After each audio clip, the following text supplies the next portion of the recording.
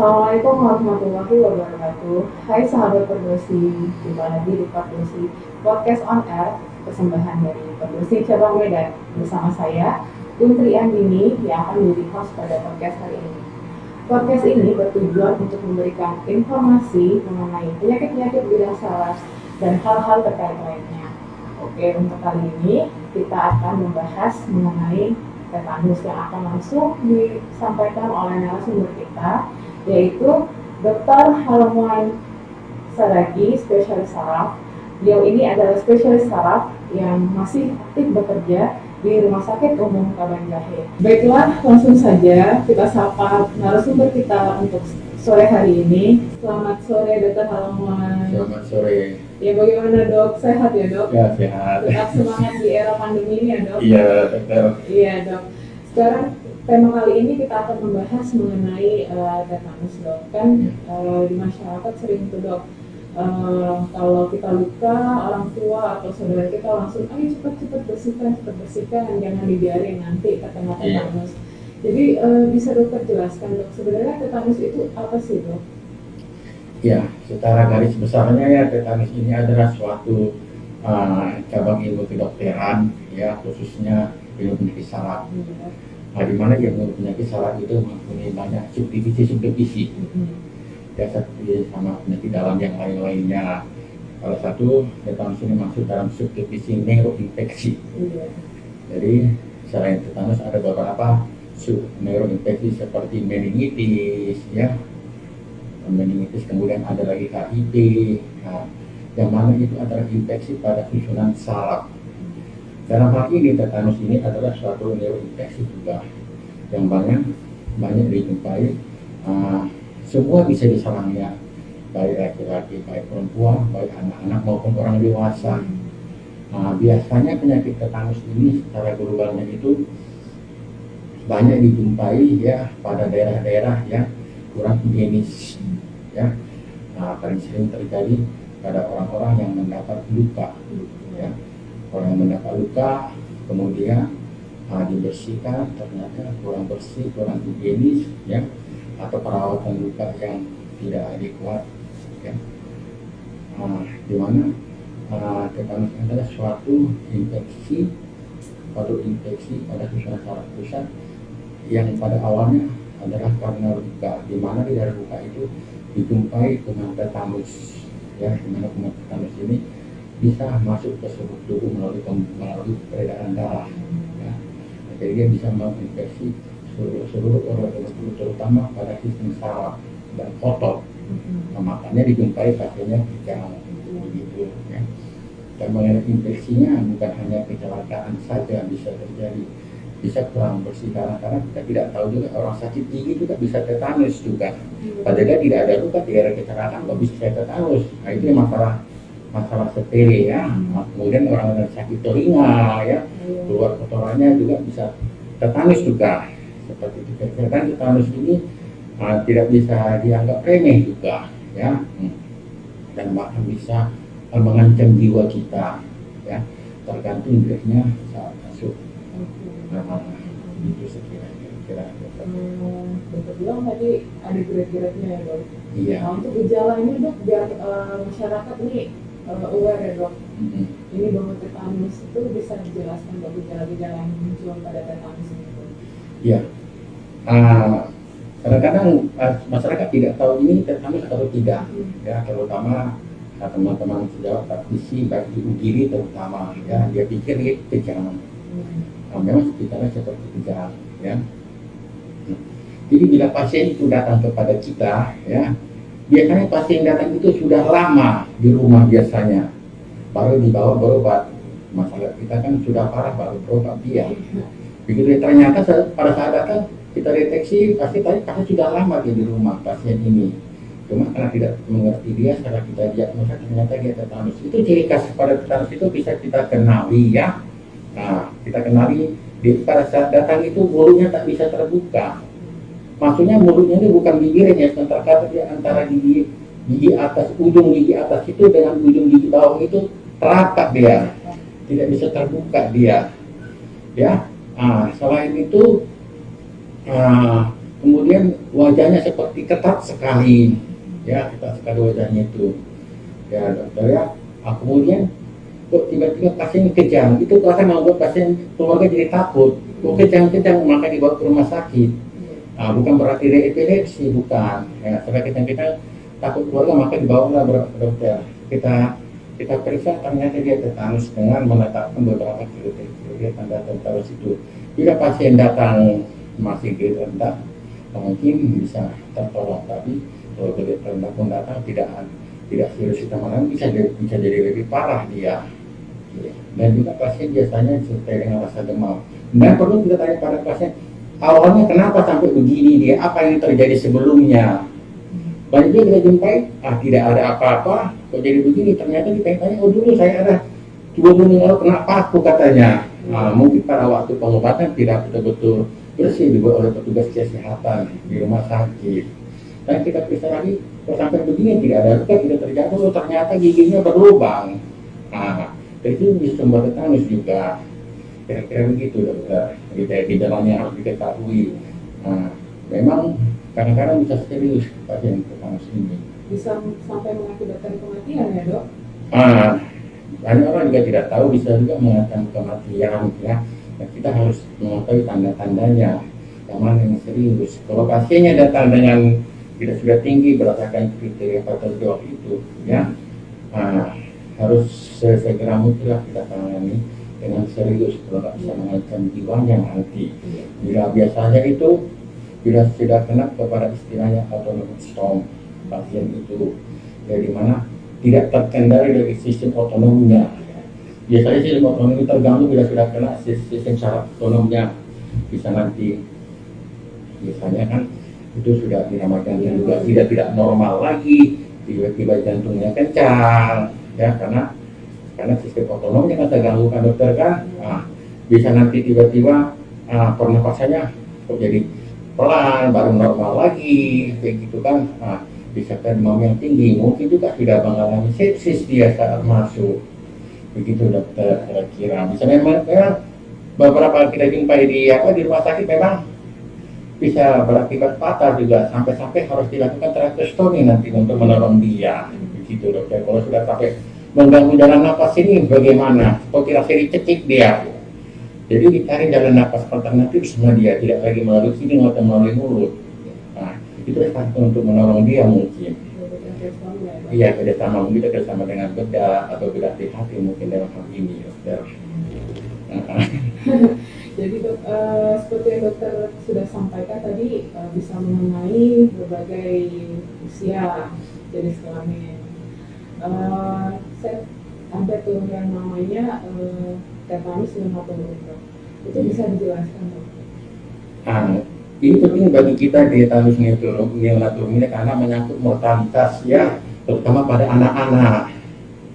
Ya, kalau kita lihat itu memang ya kasihan juga kita.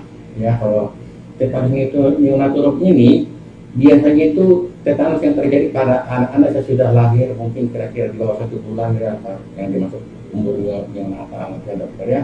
Tapi kok sampai begini, kok bisa sampai begini terjadi? Kita tanya riwayat ibunya dulu, saat hamilnya divaksin dengan tetanus enggak? Ya dokter ya. Mungkin lupa atau bagaimana ya sampai terjadi begitu. Ya kan? Biasanya belum hamil berapa bulan kan ada peraturan itu. Biasanya di puskesmas ada itu.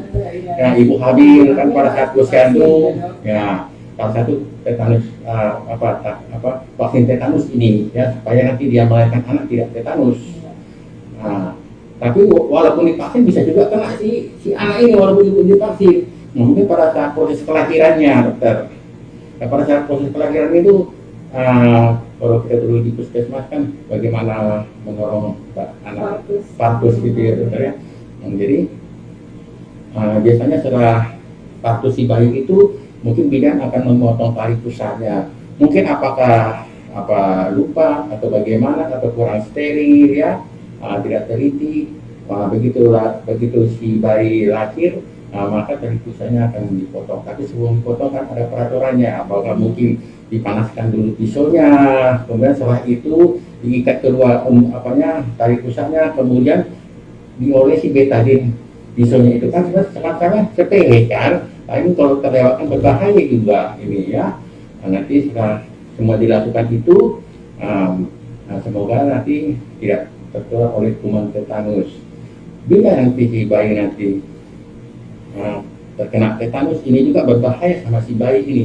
Masalahnya si bayi tidak bisa lagi menyusui dari ibunya. Kenapa ya? Karena bagaimana mulut terkatup. Nah, dia tidak akan bisa menyusu dari ibunya kan, dan dia tidak punya tenaga lagi untuk menyusu dari ibunya. Dalam ini mungkin si bayi dari dehidrasi, malnutrisi atau bagaimana. Kemudian kan kuman tetanus ini kan akan bisa juga mengakibatkan bahaya pada si bayi bila sudah terkena sistem saraf pusatnya dalam hal ini.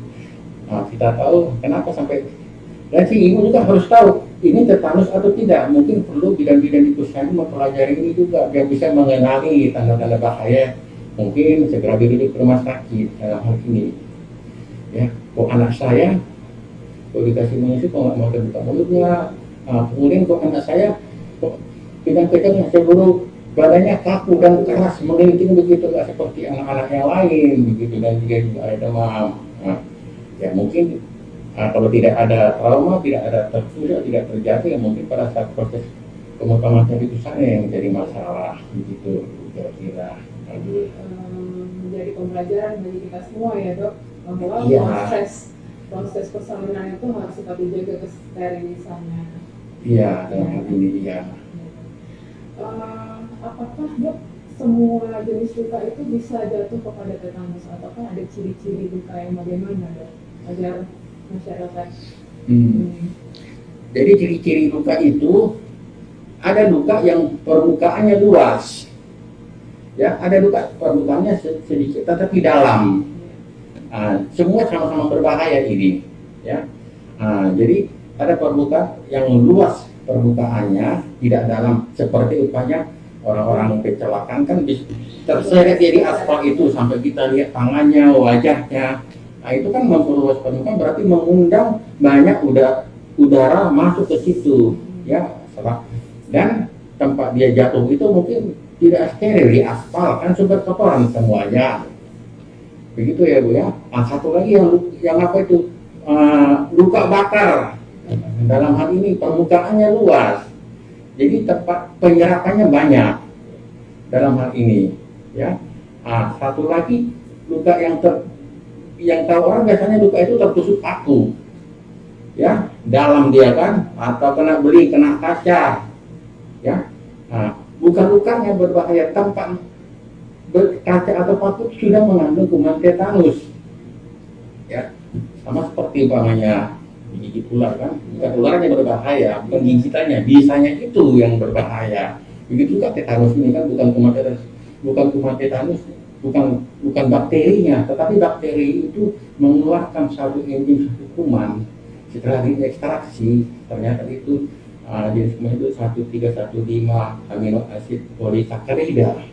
Itulah yang mengancam, yang berbahaya sebenarnya. Jadi jenis-jenis lukanya itulah ada luka permukaannya sedikit tapi dalam. Berarti kalau apinya dalam, apa dia sudah mengenai sistem pembuluh darah kan. Nah, kalau permukaannya luas seperti terbakar, terseret, abrasi namanya itu kan. Nah, kalau udah sampai pembuluh darah kan ada di permukaan kulit. Nah, terseratlah semuanya ke situ. Satu lagi mungkin yang gigi binatang juga, gigi anjing bisa juga kan, tetanus juga dalam hal ini, ya. Juga jenis-jenis luka, jenis luka ini kan, pada dasarnya tempat luka itu sudah terkontaminasi oleh Clostridium tetani yang mengandung apa yang tadi tetanus plasmin tadi. Jadi tergantung, setidaknya betul-betul dibersihkan, ya, dikasih antibiotik. Kalau serius lukanya membahayakan mungkin bisa dikonsul ke bedah. Kita sering konsul ke bedah kalau masalah luka dalam hal ini. Mereka kalau sudah lebih profesional menanganinya. Beserta obat-obatnya, ya, kita mengenai harusnya sudah mengurus luka-lukanya dokter. Gitu kan. Ya dok, setelah tadi mengetahui jenis lukanya dok, misalnya terluka nih, apa yang kita harus lakukan dok? Bagaimana cara pembersihan luka yang baik sehingga tidak jatuh menjadi tetanus dari dokter? Seperti biasanya masalah luka ini kan dulu kalau kita kan masalah bedah itu. ya. Jadi lukanya itu sampai batas apa? Apakah batas epidermis, dermis sampai ke kulit, gitu kan? Nah, biasanya ya kita bersihkan. Kalau lukanya dalam, mungkin perlu dijahit, ya. Nah, perlu dijahit. Tapi terutama dulu betul-betul dibersihkan dulu, ya. Kita bersihkan, kita siram alkohol, kemudian kita siram lagi apa itu NaO3 itu supaya mati semua kuman-kumannya. Kalau perlu dijahit ya kita jahit, ya.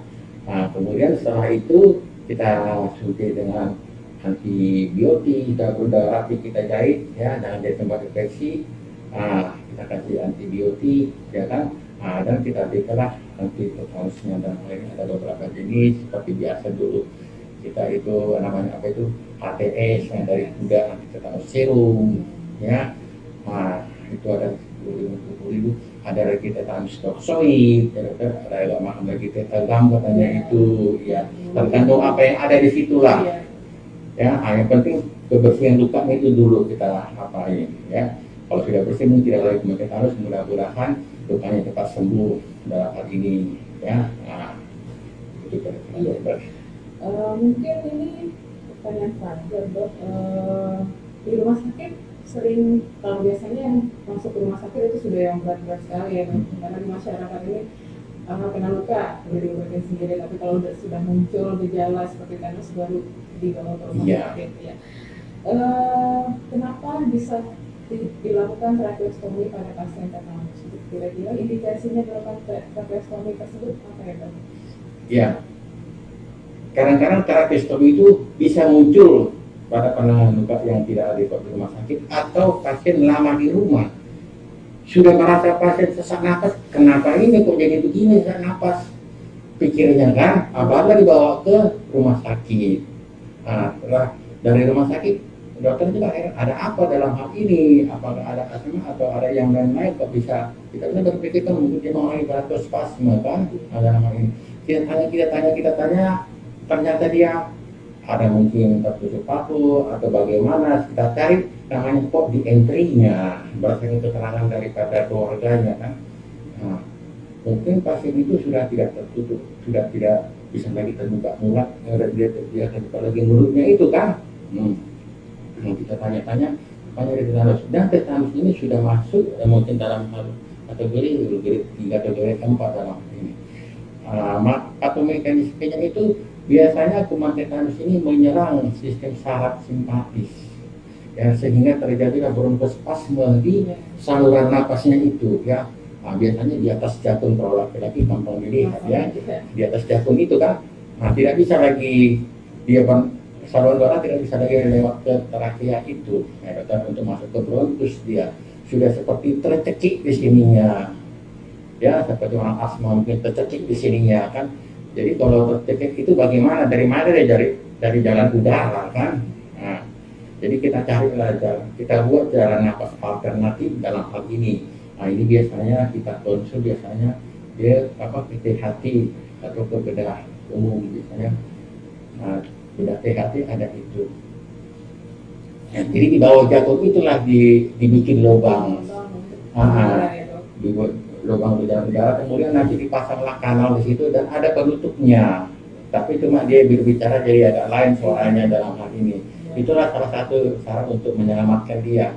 Namanya kalau nggak bernapas bagaimana? Ya, dibikinlah jalan napas alternatif itu. Ya, kita minta untuk bedah atau dokter THT dalam hal ini. Oke, begini.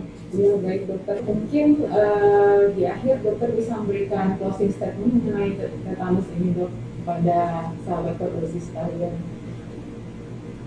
Ya, terima kasih. Dalam masalah tetanus ini seperti saya katakan tadi, bisa menyerang semua orang, laki-laki, perempuan, tua maupun muda dalam hal ini, ya. Dalam hal ini perlu juga mengenal tanda-tanda tetanus itu, ya, dan terutama bila sudah mendapat luka betul-betul ditangani dengan serius. Setelah kebersihan luka, ya, dijahit atau bagaimana, jangan lupa memberikan anti tetanus itu, ya. Dan yang lebih pentingnya lagi mungkin dalam hal ini adalah pencegahan, ya, jangan sampai terjadi, ya. pencegahan. Kemudian yang bisa dicegah kalau umpamanya kita sakit gigi ya cepat diobati, jangan jadi tempat sarang kuman atau kuman tetanus dalam hal ini ya. Kemudian satu lagi yang penting kalau keluar rumah ya, ini yang sering terjadi. Kalau keluar rumah pakai sandal, pakai sepatu lah, kan masyarakat ini sebenarnya juga supaya terhindar kakinya ya dari luka-luka yang mana mengandung kuman tetanus dalam hal ini ya. Saya rasa itu adalah. Baik dokter, terima kasih dokter atas ilmu yang telah dokter sampaikan pada sore hari ini. Semoga bermanfaat untuk sahabat Perdosi sekalian dan menjadi berkah untuk dokter. Sehat-sehat dokter. Ya, baik sahabat Perdosi, jika kamu menyukai video ini, kamu bisa menekan lonceng notifikasi untuk mendapatkan informasi terbaru mengenai video-video podcast Perdosi Cabang Medan. Dan jangan lupa untuk menekan subscribe dan komen pada kanal YouTube Perdosi Medan. Jika kamu ingin mendapatkan informasi lainnya, kamu bisa follow Instagram Perdosi Medan 2019. Akhir kata, saya sampaikan terima kasih untuk sahabat Perdosi sekalian dan sampai jumpa di podcast selanjutnya. Dadah, dadah. Selamat sore, sahabat sekalian.